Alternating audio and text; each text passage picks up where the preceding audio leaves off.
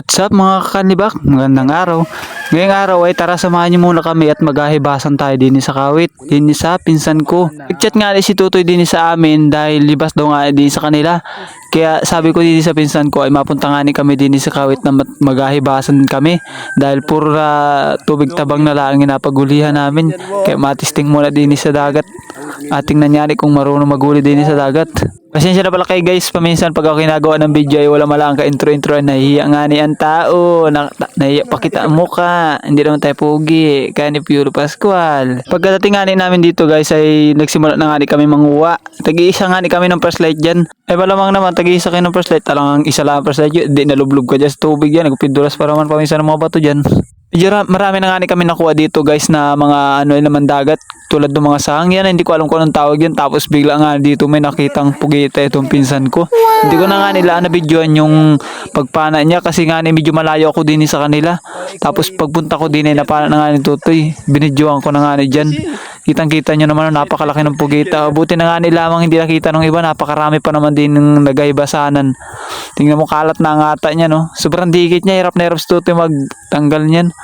Kailangan mo muna kasi mapapatayan para malagay mo sa lagayan kasi sobrang dikit ng galamay niya no. Tingnan mo naman no. Hirap si Tutoy pag alis niyan.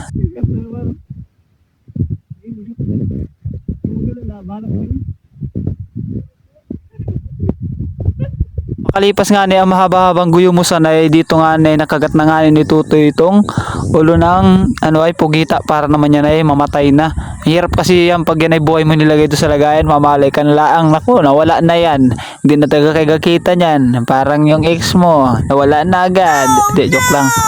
Pagkagat niya ni Tutoy dyan, kung makikita niyo, para siya ay nagaputi na. Di tulad kanina, parang nagaiba-iba yung kulay niya, nagka-camouflage baga. Uy, English ba yan? Tapos dito nilagay na nga ni Tutoy sa lagayan. Kita niyo naman yung lagayan namin dyan, oh. Tingnan niyo naman, oh. Medyo marami-rami na rin kami nakuha dyan. Kaso lang nga hindi ko na nabibideo at medyo malayo nga sila sa akin. Dahil hiwalay-hiwalay nga kami ng pistuhan at malawak nga hibas. Tapos nakita nga kami dito guys ng ay parang lawa siya. O tingnan nyo naman nagalakad parang bato na nagalakad. Meron din pala lawa sa dagat. Tapos nakakita pa nga ako dito ng isang sahang bagang tawag dyan. Comment nyo na guys kung anong tawag ba ganyan. Tapos dito nga guys ay nagadugo na nga ring daliri ko. Hituturo ko. Dahil natibo nga ako ng parang hito.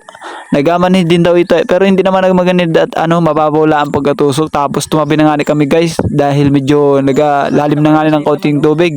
Ito nga nakuha nila nung una nila Tutoy, kuha nila mama niya. Isasama na din daw doon sa amin na dala. Ang dami yan Suyo doon din. Gunting na ilo. Saan? Ini? Malaki. Oo, pwede yan. Tigas na rin. Sarap! Tuplan ka na. Sarap. Hindi lang. Bigkasan. Kita niyo yan, dami Ang dami, di ba? Ito na pala guys yung mga nahuli namin bago. Yan na lahat yung huli namin bago. Yun yung may guwit-guwit na yun. Yung parang ito na nakatibo sa akin. Tapos ito nga yung napana ni Tutoy na dyan. Napagkita-kitang-kita niya. Napakalaki niyan guys. Sulit na sulit ang ay punta namin. Napakadaming huli. Kaya may naglakad pa nga ng parang katang na yan. May batik-batik na katang. Yan sangat ang tawag dito. Hindi ko alam kung tawag dito. Basta sangata yan. Wala kayo dyan kung anong gusto niyo tawag yan. Tanyo napakasarap niyang ay luto. Sa yung ginisi sa luya boy. Ang igi ng lasa yan. Sabi lang ni Tabyunan kaya makakalasa kaya.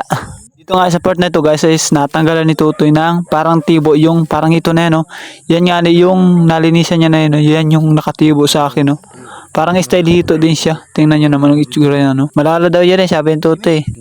Nakakangimi din daw yan pag tibo. Pero parang hindi naman nag-gimi sa akin. Medyo mababaw din lang kasi ang ay tibo. Parang style hito rin kasi yung niya.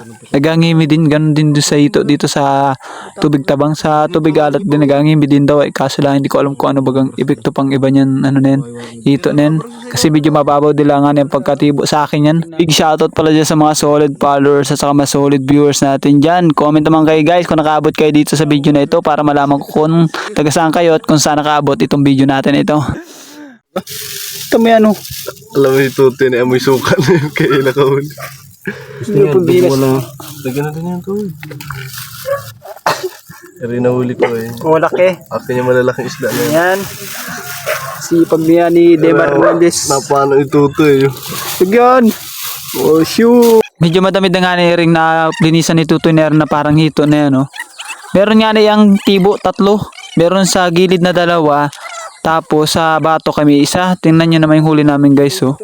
Parang mga 3 kilo niya ata yung kung atimbangin. Tapos dito guys, pagdating namin dito sa bahay, nilinisan namin 2 yan. Tapos kinaliskisan na rin dahil yan ay apertuhin nga namin at baka mga moy.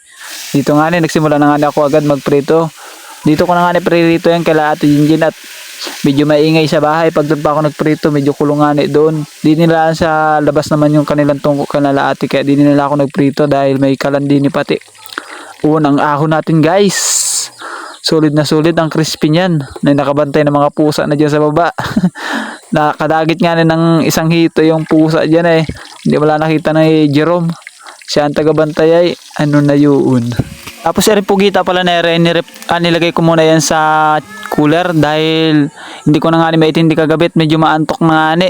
Tapos pagkagising ng umaga, ito nga ginataang ko yan. Kita nyo naman, oh. Napakaigi ng lasa niyan guys. Thank you for watching.